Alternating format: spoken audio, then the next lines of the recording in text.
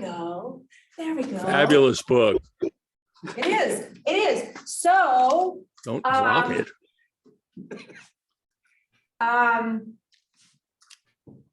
David, you might know him as the creator of Diners, Drive-Ins, and Dives.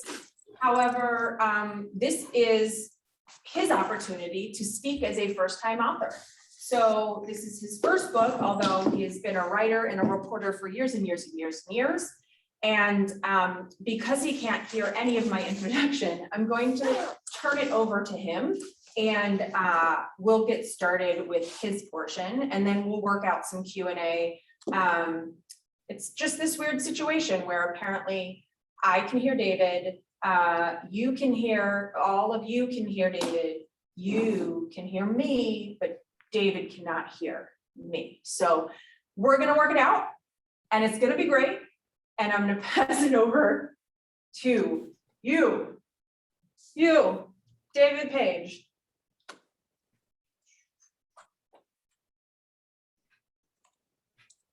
Okay. I'm guessing you want me to talk now, Jenny. All right. Well, thank you. And technological catastrophes aside, thank you for the opportunity to chat with you guys today about some of my favorite things: food, travel, writing, television, and of course, myself. Late on a Thursday afternoon back in 2006, I was on the phone with an executive from the Food Network pitching show ideas. After decades as a hard news journalist covering some of the big stories all over the world for ABC and NBC, I had opened my own production company, but nobody was buying what I was selling. I had pitched this executive many times before. She had rejected every idea I had and was doing the same today, until she asked, "Do you have anything about diners?" "Absolutely," I answered immediately, telling her I'm developing a show called Diners, Drive-Ins, and Dives. And I explained the concept to her. She said, to my surprise, "That sounds good. We have a development meeting on Tuesday. Get me a write-up for a 1-hour special by Monday," which on the one hand was great news. On the other hand, in reality, I was not developing a program called Diners, Drive-Ins, and Dives. I had just pulled the name and the show concept out of thin air. So I spent the weekend calling all around the country. That was back when we actually used phones to talk to other people, looking for anyone who could help me find a half dozen restaurants to include in my proposal, which I wrote up, submitted on Monday. The network folks had their meeting on Tuesday, and soon they gave me a green light for a 1-hour special. My first question to them was, "Do you want to talk about potential hosts?" They said, "No, we know who we want you to use, Guy Fieri." They told me he had just won their next Food Network star competition. Now, I didn't know who Guy Fieri was, or even that there was something called the next Food Network star, because I didn't watch food television. But I Googled his name, and I came up with what looked like some kind of a cartoon come to life: a spiky-haired, bleach blonde man-child in shorts and flip-flops. My immediate reaction was, I'm screwed. Things didn't get any better when I talked with Guy on the phone. As a lifelong Californian, he didn't really know what a diner was. He'd never been to one. Out his way, they had coffee shops. But he would prove to be a quick study.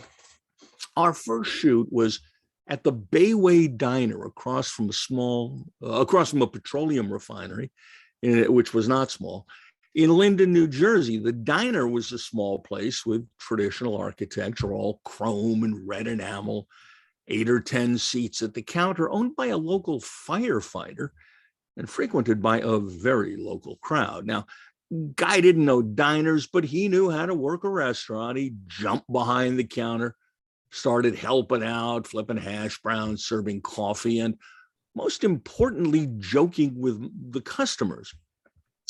To my astonishment, this was TV magic. And again, this wasn't his natural environment. For example, he kept making mafia jokes, cracking that if he messed up an order, they'd find his body later. I called for a brief break in shooting, walked him outside, and explained that he was in New Jersey, and a rough part of New Jersey at that. This was not a topic to joke about here, and I pointed out that at least one of the patrons at the counter was clearly packing a gun. As I said, Guy was a quick study. There would be no more mob jokes. We went on to shoot the rest of the special over the next 16 days, and Guy just got better and better. The show ran on the Food Network in the first week of November 2006, and it rated so well that what was supposed to be a one-time special got picked up as a series that is still in production today. I produced the first 11 seasons. They're now in season 30-something.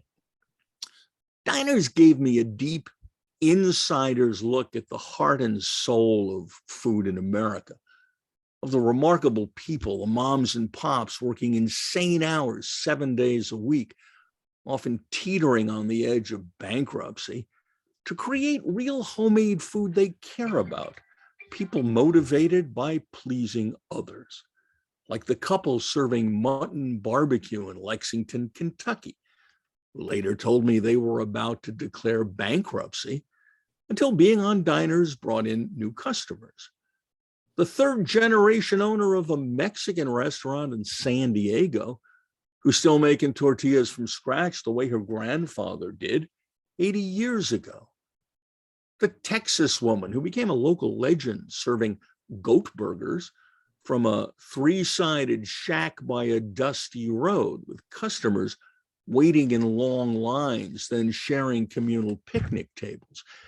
Food, after all, is the great social lubricant. Meals are where we come together to share, to talk, to experience each other.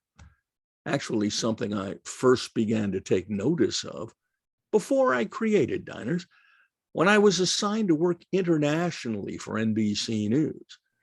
For 6 years or so, I covered Europe, Africa, and the Middle East, first living in London, then Frankfurt, then Budapest, where I opened a bureau to cover the coming fall of communism. Now, I had never expected to get an overseas assignment. All of a sudden, I was going from country I knew nothing about to country I knew nothing about. And I came to realize that food is the gateway to understanding a culture. Its people, history, geography, climate, economics, mindset, what matters to people, how they live their lives.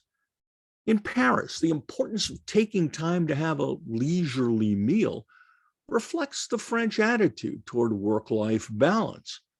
In Strasbourg, in eastern France, the signature dish is choucroute, an obviously Germanic plate of sauerkraut topped with sausage or hunks of pork. It reflects the political turmoil of the region, where control has shifted back and forth between Germany and France for centuries. Curry is among the most popular foods in Britain, a reminder of the United Kingdom's colonial past, as is IPA, created because adding hops helped preserve beer on its long voyage to British bureaucrats stationed in India.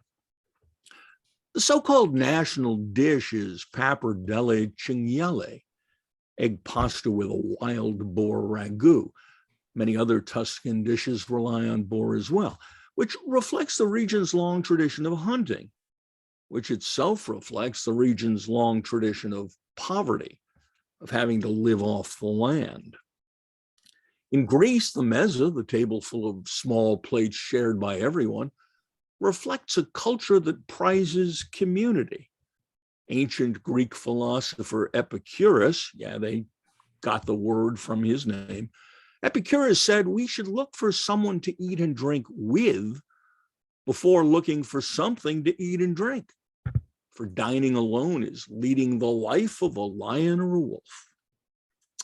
When my 28-year-old daughter was 8 or 9, she asked me why every time I talked about a place I'd visited, I talked about the food there. Well, because my experiences with food are some of the most memorable of my many years abroad. And in fact, sitting at a table, eating their foods with people of other countries Discussing those foods and so much more with my table mates provided me with a remarkable education and an endless trove of incredible memories. There was duck in a speckled pot like my grandmother used to cook in, at a small restaurant by the airport in Gdansk, Poland, enjoyed after interviewing Lech Wałęsa, the dissident who would eventually become Poland's president and win the Nobel Peace Prize. The vice versa, from a stand under the elevated train in East Berlin when it was under communist rule, a bright spot in a grim and gray place. I remember gorging on caprese, the freshest tomatoes, topped with handmade mozzarella, shiny basil, and glistening olive oil in Rome after a long, exhausting, and vegetable-free stretch in Baghdad just before the first Iraq War. In Istanbul, there was the live eel presented to us at the table for inspection before being killed, cooked, and served. In a dive bar in Moscow, after a few, or maybe more than a few shots of vodka, and despite a major language barrier, talking with another patron, an indigenous Siberian visiting the big bad city for the first time. Fearful of what he would find there, he brought his own provisions, as he showed me when he opened his flimsy plastic Soviet-made briefcase to reveal that it was filled with salted dried fish, and he offered me some, which I found to be a sweet gesture of friendship and extremely salty. Having created so many food sense memories and having created a hit TV show out of restaurants serving what we Americans love, I found myself asking, does America have a national cuisine? And if so, what is it? I spent 2 years chasing the answers for Food Americana. My conclusions, yes, there is a uniquely American cuisine.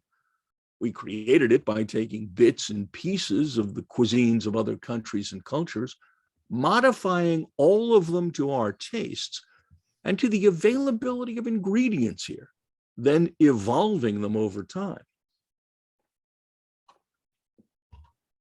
For example, the bagel.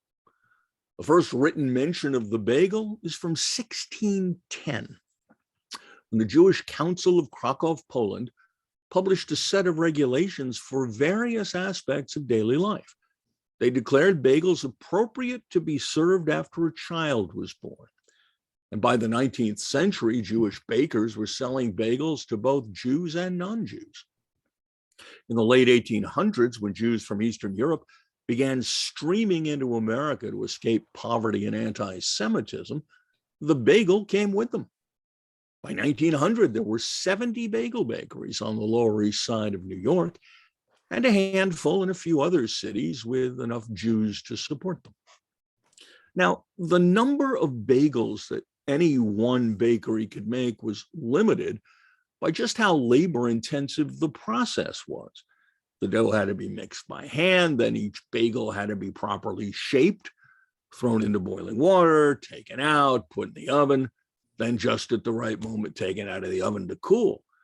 It was tough work. That is, until a guy named Daniel Thompson came along, a junior high shop teacher and inveterate tinkerer.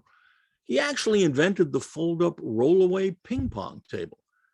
But he would make a much larger impact on America with his next invention. He worked on it for years.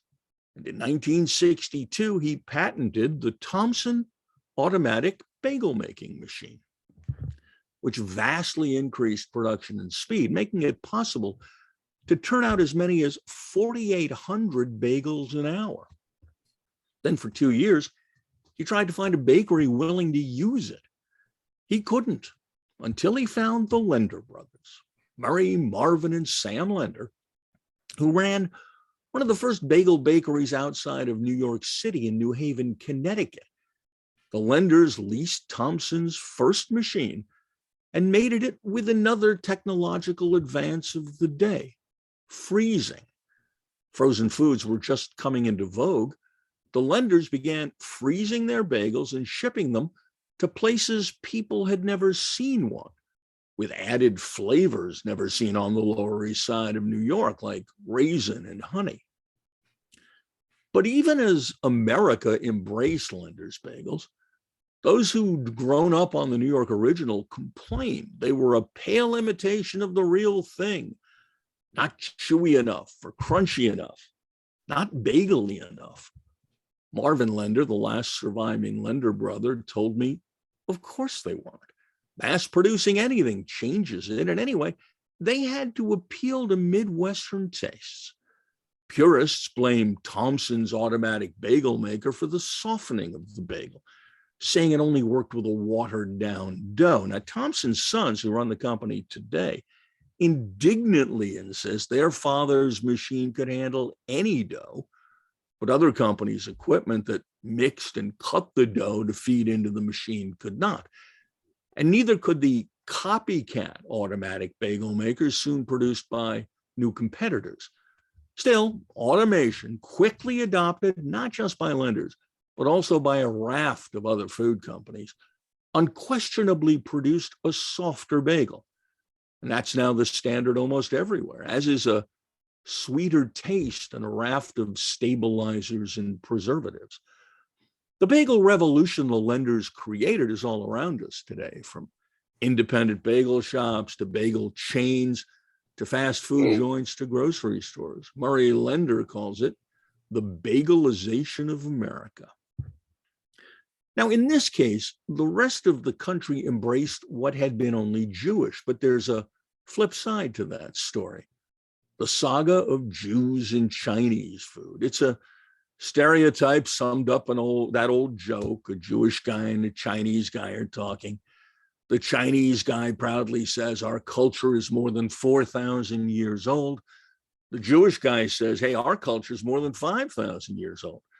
The Chinese guy asks, so where did you eat for 1,000 years? But Jewish immigrants really did embrace Chinese food. The Chinese themselves, victimized by racial hate, didn't share the anti-Semitism and racism that was widespread in the country. Hence, Chinese restaurants offered a sort of refuge for Jews and African Americans as well, who would often not be welcomed elsewhere. At the same time, and paradoxically, for the families of Jewish immigrants, eating Chinese food was seen as a big step toward fitting in. Sociologist Gay Tuckman, co-author of a seminal academic study on Jews and Chinese food, says it made them feel American. And food that wasn't kosher, such as pork and shellfish, seemed easier to justify when it was diced and hidden among vegetables and sauce, a kind of safe trafe. It was part of a menu created specifically to please the American palate, a process that had begun shortly after the first Chinese immigrants came to America for the great gold rush of the mid-1800s, some hoping to find gold themselves, others setting up stores and restaurants to keep the miners supplied and fed. As non-Chinese began sampling the food, the restaurateurs figured out what Americans would eat, and more importantly, what they wouldn't, which led initially to a highly controversial dish called chop suey, a combination of stir-fried vegetables and some kind of protein, all covered in a thick brown sauce. Some culinary historians consider chop suey a fraud, a dish passed off to unsuspecting Americans as Chinese, even though it was invented here out of whole cloth. Others insist it's a modification of a dish made in China, where it featured entrails and offal among the vegetables, instead of the beef, pork, or chicken in the Americanized version. Nonetheless, it was chop suey and other dishes invented or modified here that would spread across the country.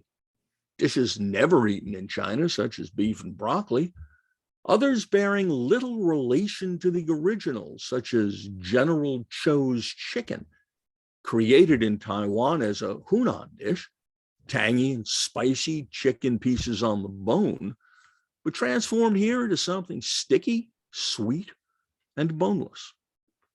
Those Americanized dishes are now available at more than 50,000 Chinese American restaurants across the country, more than all the McDonald's, Burger Kings, Wendy's, and KFC's combined.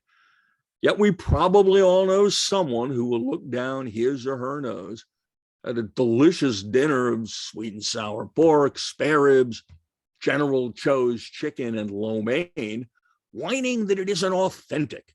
It isn't what people really eat in China. Well, of course it isn't. It's an evolved cuisine of its own, Chinese American. Then again, what is authentic anyway? One of the most popular dishes in China today is scrambled eggs and tomatoes. Though interestingly, Chinese food as served in China is becoming increasingly available in the US. There are now so many Chinese immigrants here, many of them grad students and professionals, that restaurateurs can actually make a living cooking for them, not for the mainstream American diner.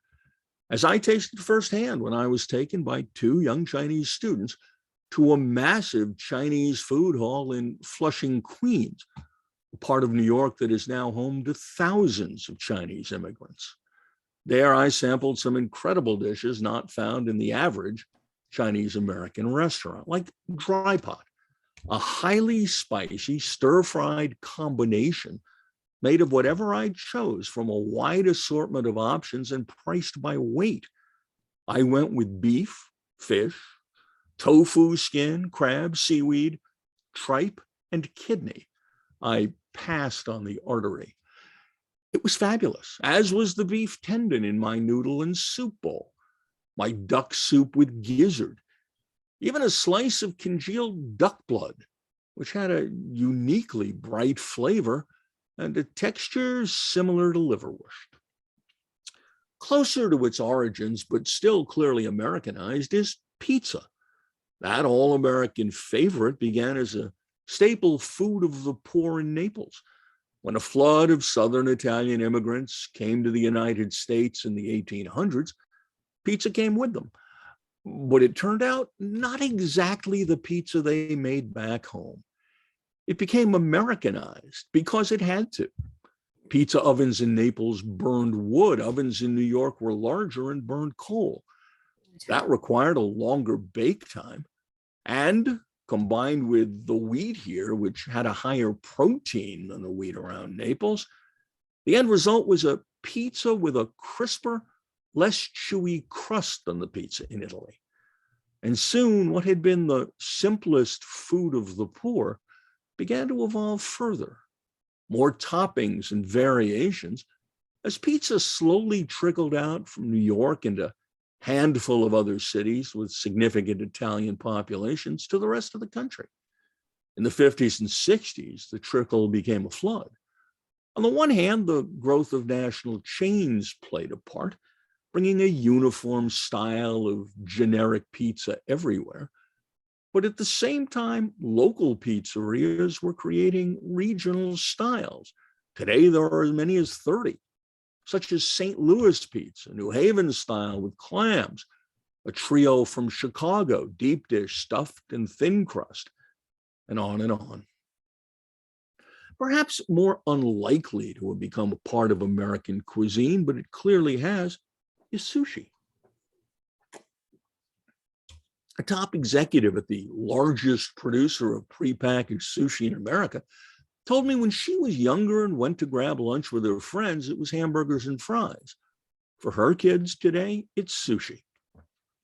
And that's a perfect example of how I'm defining American cuisine, the foods that are our daily go-tos all across the country. And sushi is now everywhere: convenience stores, supermarkets, college campuses, hospitals, baseball stadiums, at the same time that it's featured at some of the country's most upscale restaurants. At Masa in New York, a sushi dinner is $650 per person, and that's before drinks. The Americanization of sushi began after the Second World War, when a rebuilding Japan began sending business executives to Los Angeles. The first sushi bar there opened in 1964, and others soon followed. all serving a Japanese clientele. But then something unexpected happened. Sushi became hip, trendy, discovered by movie and TV stars, musicians, the beautiful people, the style setters, and it became Americanized. For those who could not stomach raw fish, there was the California roll, which replaced raw fish with imitation crab and avocado. And as America's gateway drug to sushi, it opened the door to dozens of different varieties of Americanized sushi rolls, bigger with more ingredients and sauces than were ever used in Japan. In the Oklahoma City suburb of Del City, I even found a sushi chef making fresh sushi rolls inside a gas station. To accommodate local tastes, however, most of the rolls are dropped whole into the deep fryer. Demand for sushi these days is so high that companies supplying pre-made sushi to retailers have turned to highly automated production lines called sushi robots to spit out thousands of pieces every day. In fact, it wasn't just bagels and sushi. Advances in technology have played a huge role in creating much of American cuisine. Italian immigrant Frank Mastro added a gas line to a coal-fired baker's oven and invented the gas-fired pizza oven. It took up less space than a coal oven, required far less attention from the baker, heated up more quickly, and had enough interior space to bake multiple pizzas at once. Convinced that pizza could be a very big thing in America, he promoted his new oven heavily, offering buyers financing, instructions on setting and running up a pizzeria, and of course, the recipe for the perfect pie. Between 1938 and 1953, he sold more than 3,000 pizza ovens, playing a huge role in spreading pizza all across America.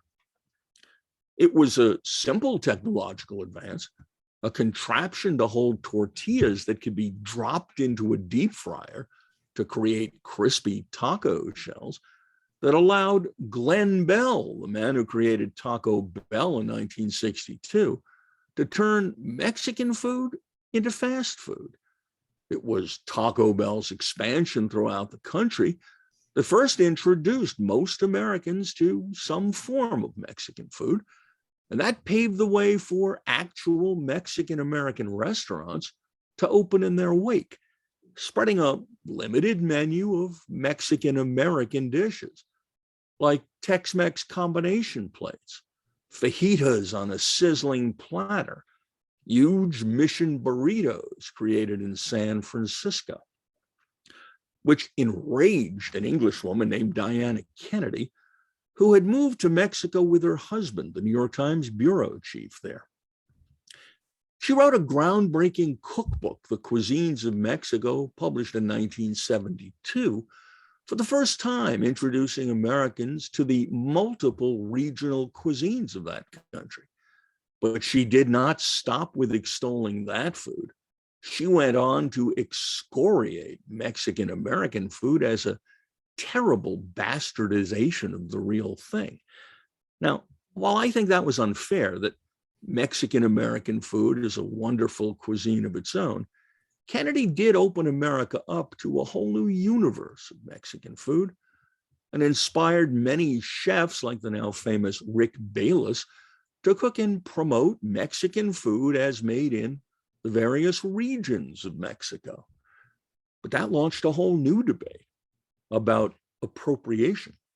Critics accused Bayless, not completely fairly, of casting himself, an Anglo, as the ultimate source, the guy who knew the truth of Mexican food. And that role should have been left to Mexican-American chefs. It's an argument you'll hear in food circles about a wide range of foods. In fact, the invisibility of those responsible for a food's creation or development is, in my view, a huge problem. Take a look at barbecue, which is almost entirely the creation of African Americans. It was slaves in the South who created the original recipes, combining Caribbean, Native American, and African techniques and flavorings. to slowly cook an entire animal over hot coals. As barbecue became hip in recent years, self-professed foodies began debating the relative talents of pitmasters, almost entirely white men, who became media stars on the mostly white competition circuit and from opening new haute barbecue restaurants. There are exceptions, such as Rodney Scott, who has gotten significant media coverage for his whole hog barbecue restaurants and won the James Beard Award for Best Chef Southeast. And with more people talking about the situation, maybe it will improve in the future. But what is the future of barbecue? In fact, what is the future of American cuisine? Well, on the barbecue front, we're in the midst of two major changes. An upscaling of barbecue, pitmasters using prime beef, experimenting with new sauces, flavors, and cuts. And we're seeing the regional walls of barbecue breaking down. Not that long ago, to get Memphis ribs, you had to go to Memphis. For Central Texas brisket, you had to go to Central Texas. Increasingly, though, you can find almost any style, almost anywhere. As I said, all cuisines evolve, and American cuisine is evolving in countless ways. A growing number of sushi chefs are now prioritizing the sustainability of the fish they serve, or not even fish. African-American female Jewish sushi chef Marissa Baguette in Memphis is using Southern ingredients such as okra and collard greens in her sushi rolls. The artisanal bagel is enjoying a huge resurgence, with bakers all across the country once again making bagels by hand. In Denver, Rosenberg's Bagels and Delicatessen even treats the water they're boiled in to mimic the mineral content of water from New York City. Though I'm not convinced that New York's water is really what makes a difference. At Rosenberg's, they smoke their own salmon, sturgeon, and sable too. There's a major artisanal pizza movement underway, a focus on better ingredients, wood-fired ovens, everything done by hand. At the same time that technology, from ordering apps to high-tech quick cook ovens, are allowing fast casual pizza chains to adopt the Chipotle model. Walk down the line, choose your ingredients, and get your pizza with fast food speed. Pizza also now reflects health and nutrition trends. Cauliflower crust, gluten-free, even keto pizza. And there's something now called Chinese 2.0, a new generation of highly trained chefs evolving Chinese food in America, pushing boundaries, attempting to elevate it to the same status as French or Japanese cuisine. In fact, every element of American cuisine is wonderfully in flux today. And as Americans, especially Gen Z and millennials, are increasingly open to broadening their collective palates, I look forward to our great American cuisine continuing to evolve, perhaps adding dishes from more countries. Though it's interesting to consider that the number one retailer of bagels in America is Dunkin' Donuts. Thank you for having me. I'd love to answer some questions, but that means I got to get my phone out of my pocket and call Jenny. So Jenny, why don't you vamp for just a couple of seconds?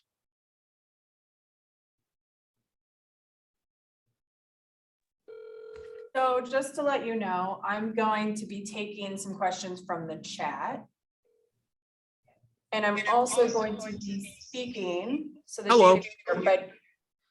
So David, the only issue is that with me on speaker on your end, I think people are going to hear me twice.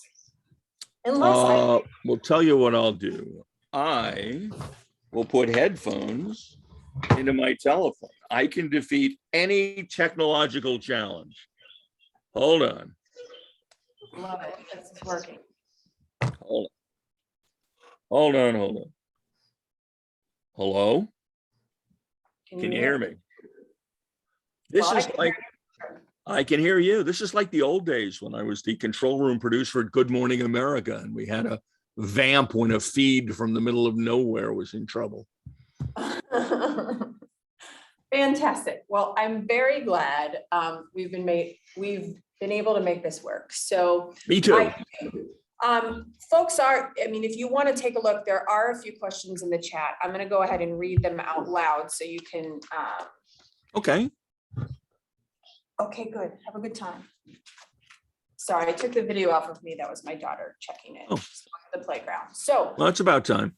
I like this first one. Given a choice, would you prefer ethnic foods to remain in their more pure form, or is Americanization a necessity? Is more gained or lost in the process? I feel strongly both ways. The fact is, we're talking about two different kinds of cuisines here. I love Chinese American food.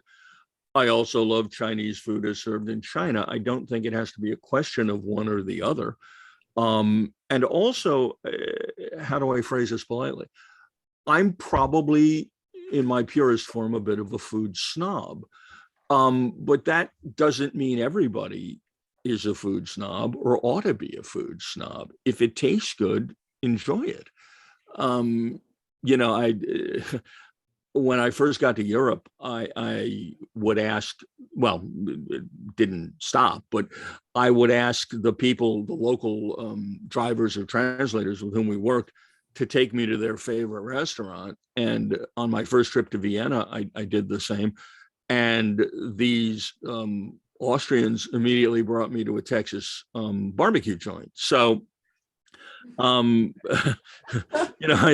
it's valid, good tasting, popular food. I would be sad if there were no access to foods as served in other countries. But I don't think they have to be where we go primarily.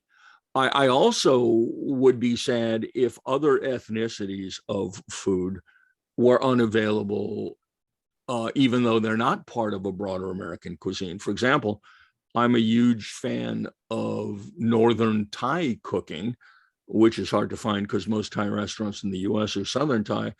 And I don't think Thai cooking is widespread enough to be American, but I sure do want to have access to it. You can have them both. How's that for a mealy mouth non-answer?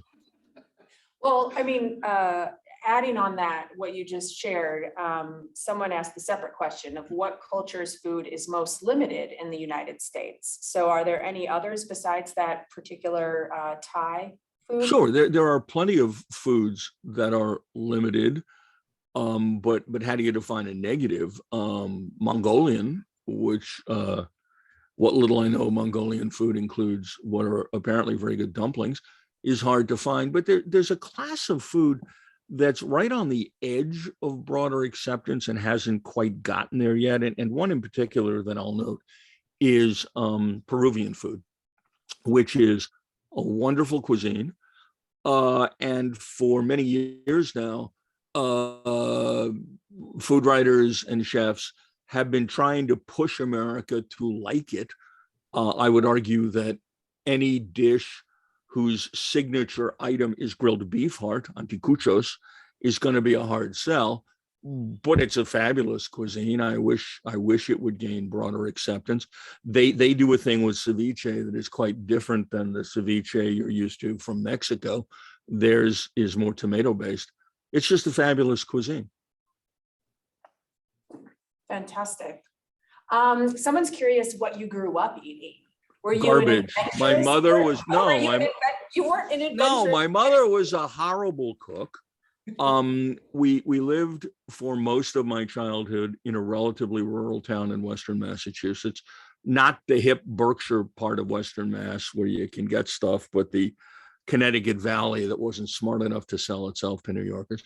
And my mom was a great woman and by all I can tell, a great accountant, but she was a lousy cook. And it was the standard combination of shake and bake chicken made as dry as possible in case you needed more wallboard. And I'm familiar with that. some method of cooking beef on a broiler pan that resulted in this kind of brownish gray goop appearing on top of it. I was deep into adulthood before I found out steak was a good thing. Oh, wow. That's amazing. I was curious. So you wrote this book Mhm. immediately before and then during a global pandemic. Yes. And we know that the service industry has struggled considerably during this time. And you mentioned that in your book. Could you just share a little bit more about how that impacted, how do you approach the subject, and what you see moving forward, given Well, sure. what we've gone through? Look, there were some practical considerations. A couple of restaurants that I intended to include in the book and had written up closed during the pandemic, including a bagel bakery that serviced the oil workers on the Bakken Shelf of North Dakota, which would have been a great inclusion, but it ceased to exist. And there were some larger issues, like I was going to go to the National Pizza meeting in Vegas, but they didn't have it. Having said that, I got to some large events before the pandemic shut us down. And in terms of my book, what Americans like to eat didn't change. Some of our most favored foods, which you can also call comfort foods, were extremely popular, more popular than before during the pandemic, because they were so well suited, A, to pick up and delivery, and B, as I said, they were comfort foods like pizza. The broader impact of the pandemic is that more than 100,000 restaurants closed. And I don't have statistics on this, but my instinct is that they were mostly mom and pops, because the big chains had the financial ability to survive. I think that's terrible. Another thing that has happened is that the general method of delivering food to people, as in come into my restaurant and sit down, has changed significantly. The delivery and pickup concepts are going to retain a larger share of the market than they had before, which means fewer jobs for people in the food service industry. And a corollary to that is the so-called ghost kitchen, a restaurant without walls, without a seating area, basically just a commercial kitchen that delivers under the brand name of some made-up restaurant. That trend was already increasing, partially because the cost of real estate, but it's really been energized by the pandemic, and that's another way in which people in the food service industry no longer have jobs. I mean, I know there's a lot of talk about it's hard to get people to work these days. I got to tell you something. There are an awful lot of people who had attempted to make a career in the food service, and I don't accept the fact that they're just refusing to go back to work. Mm-hmm. What are you planning to do next? Do you have another book in the wings, or a TV show idea that's next up?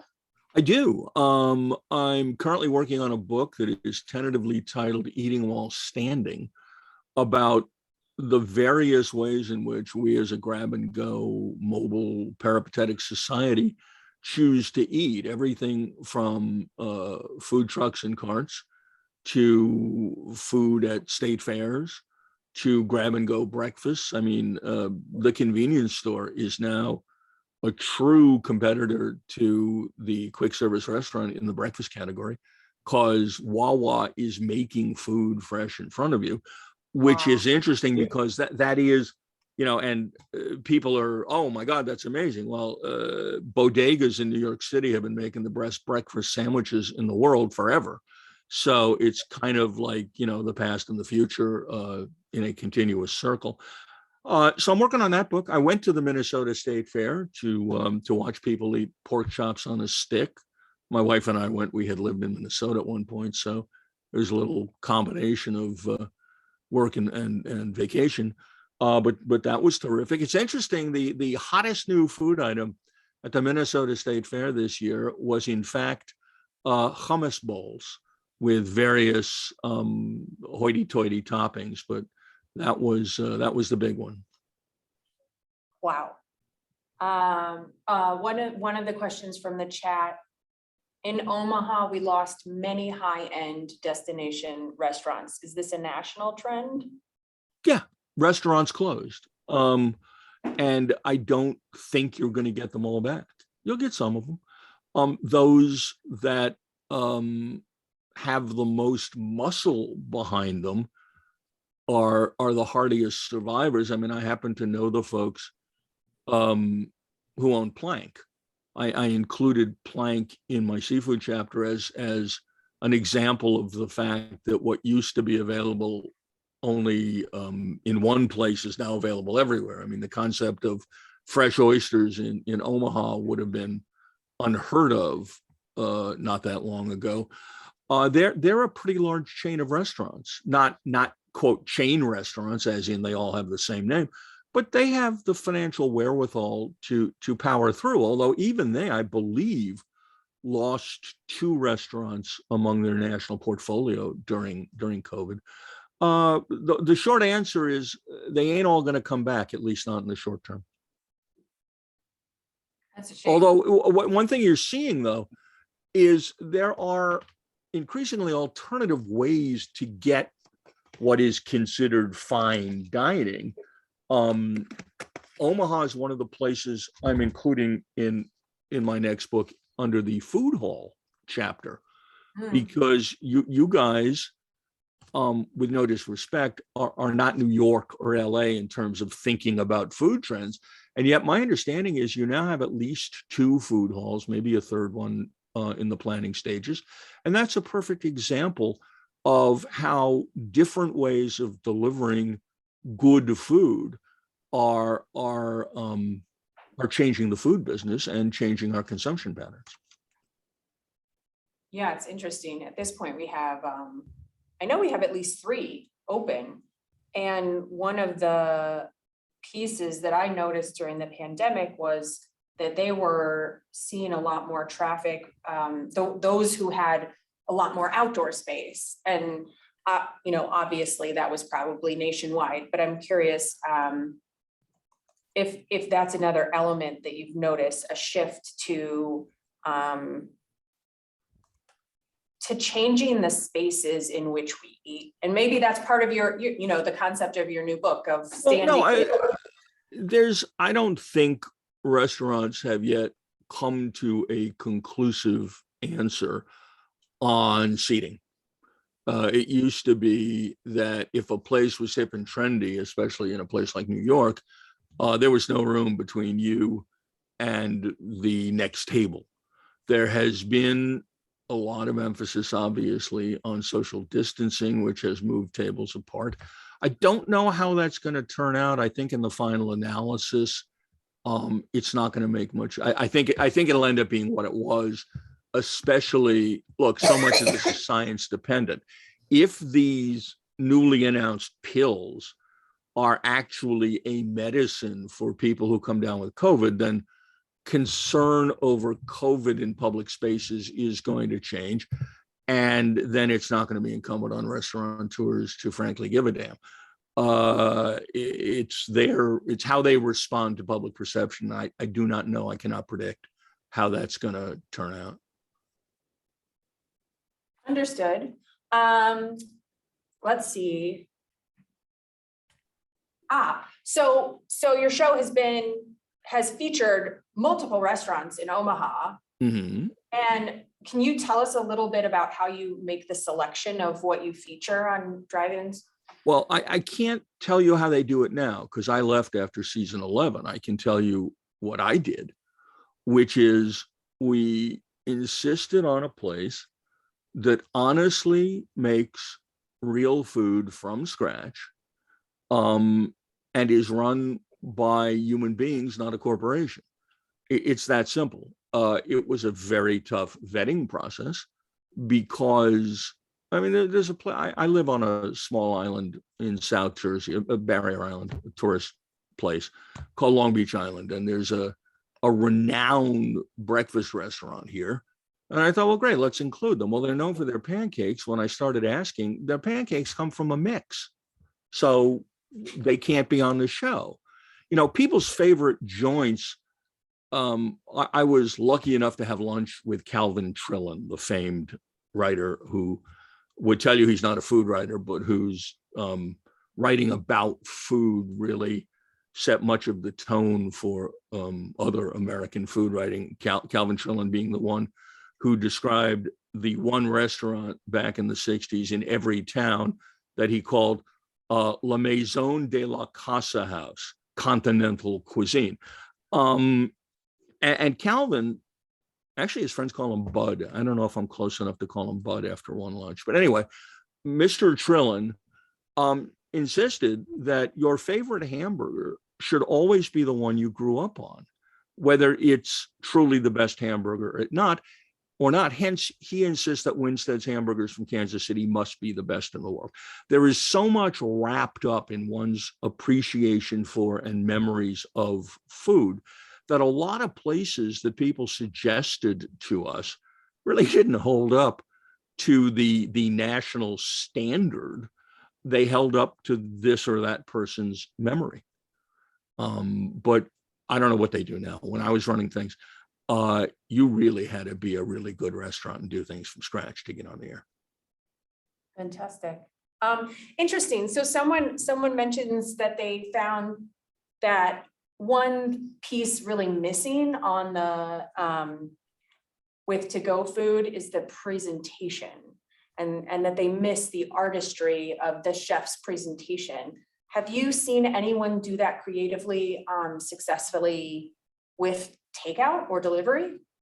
Well, I don't know how Daniel Boulud was presenting his takeout food from Restaurant Danielle during the I guess it was from one of his other restaurants. I suspect it was nice. I think where you're looking at presentation in everyday food and takeout food, it's the better burger joints. It's like Five Guys or Shake Shack, who put more effort into how the finished burger looks than McDonald's. I've never had a McDonald's burger that looked anything like the burger in the ad. I think some of the better burger joints spend more time and pay more attention on what the finished product looks like, because it's part of what you're paying for, frankly. Absolutely. Understood.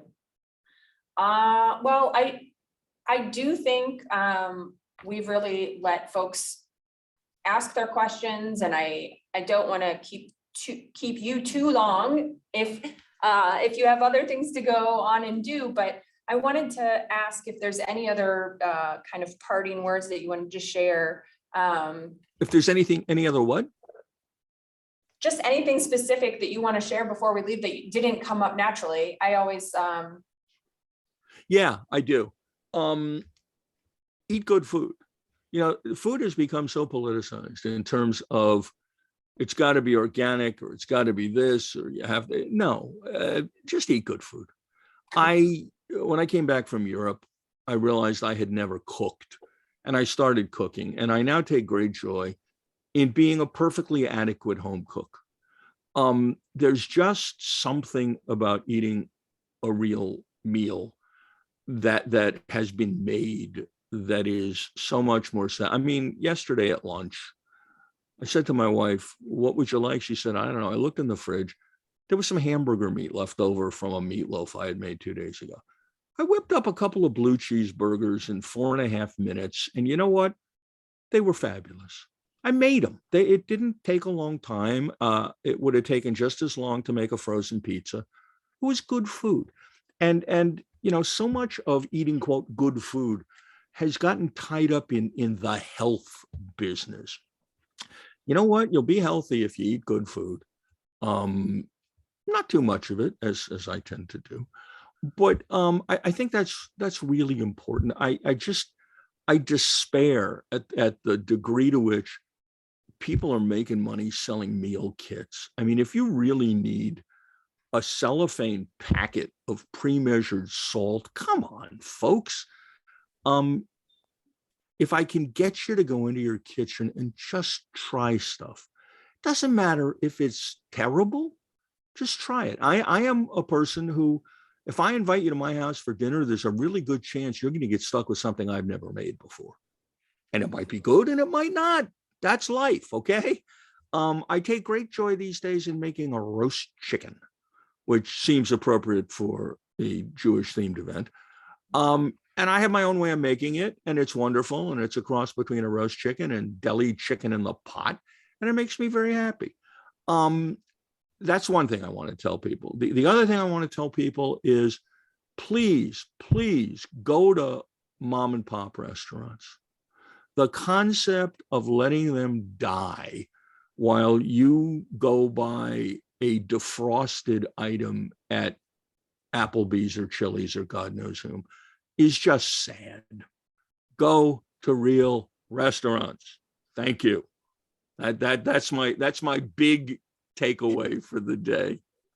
That is a completely acceptable manner in which to wrap up this talk, because I fully support that. And that's one of the dangers of living in Omaha, I feel, is that we have so many options that are mom and pop restaurants. We have so many options that are like really creative, new people.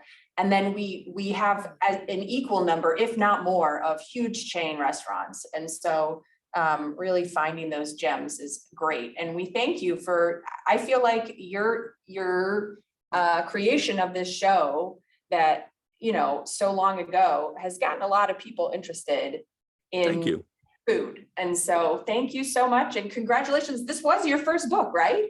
Yeah, it was. So, yeah, because you've done all the other things for many, many years, but this is your first book and we want to congratulate you on that. So thank you so much. And thank you for having me. I very much appreciate it. thank you so much. And thank you everyone for really hanging in there with all the technical difficulties. I'm glad we were able to get this going. All right. Wonderful. Thank you so much. Thanks. Bye-bye. Take care.